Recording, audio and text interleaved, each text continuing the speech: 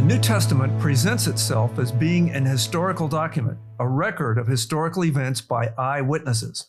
The facts presented in the New Testament have a large amount of corroboration from sources outside the Bible.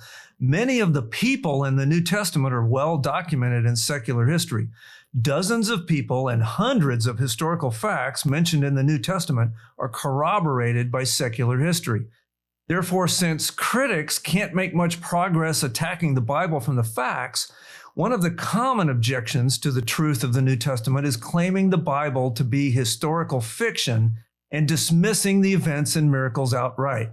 The critics claim the Bible is a type of novel with some historical characters and places, but the events being fiction.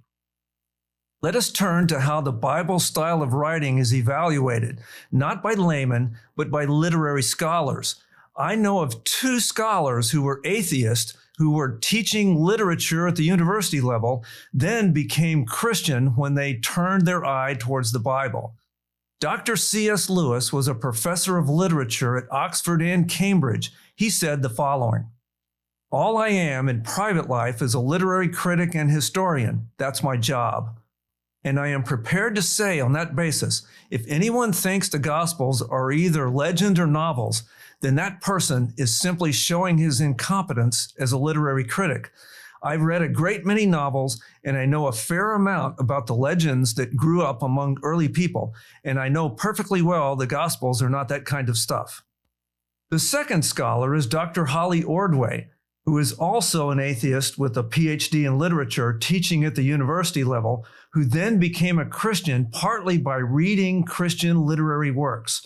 During her fight against Christianity, a fight that she lost and became a Christian, Dr. Ordway says this: "I read through the gospel narratives again, trying to take in what they said. I had to admit that, even apart from everything else I had learned, I recognized that they were fact, not story. I'd been steeped in folklore, fantasy, legend, and myth ever since I was a child, and I had studied these literary genres as an adult. I knew their cadences, their flavor, their rhythm. None of these stylistic fingerprints appeared in the New Testament books that I was reading.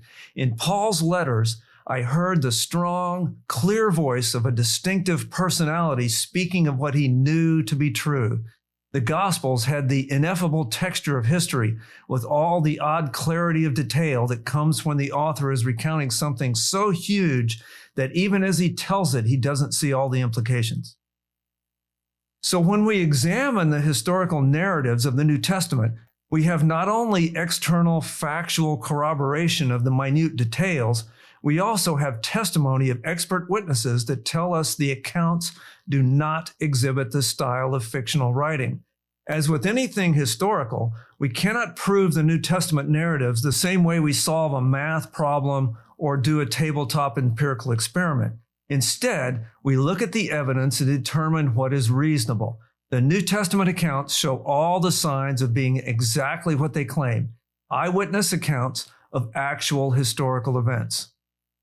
Lewis and Ordway demonstrate that when educated people look at the evidence with reason in mind, the conclusion is in the favor of the truth of the Scriptures.